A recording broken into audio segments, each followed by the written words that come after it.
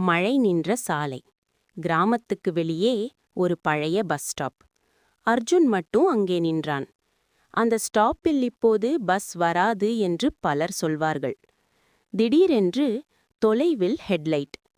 பழைய அரசு பஸ் மாதிரி ஒன்று மெதுவாக வந்தது. போர்டில் ரூட் நம்பர் இல்லை. கதவு திறந்தது. உள்ளே யாரும் இல்லை. டிரைவர் இருக்கையில் யாரும் இல்லை. ஆனா என்ஜின் ஓசை ஓடிக்கொண்டே இருந்தது. அர்ஜுன் தயக்கத்துடன் ஏறினான். கதவு தானாக மூடியது. பஸ் நகர்ந்தது. ஜன்னல் வழியாக பார்த்தான். அதே பஸ் ஸ்டாப் மீண்டும் கடக்கிறது. எப்படி என்று பயந்தான். உள்ளே சீட்டுகளில் ஈரமான காலடிச் சுவடுகள். ஒவ்வொரு சீட்டிலும் யாரோ உட்கார்ந்த மாதிரி தாழ்வு. அவன் பின்னால் யாரோ அமர்ந்த உணர்வு. மெதுவாக ஒரு குளிர்ந்த மூச்சு அவன் காதை தொட்டது.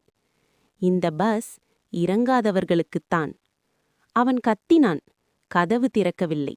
பஸ் வேகம் அதிகரித்தது. அடுத்த நொடி அவன் கண் திறந்தான்.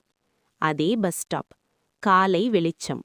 சாலையில் ஒரு பழைய செய்தித்தாள் பறந்தது. அதில் செய்தி: 10 ஆண்டுகளுக்கு முன் இந்த ஸ்டாப் அருகே பஸ் விபத்து. யாரும் உயிருடன் இல்லை.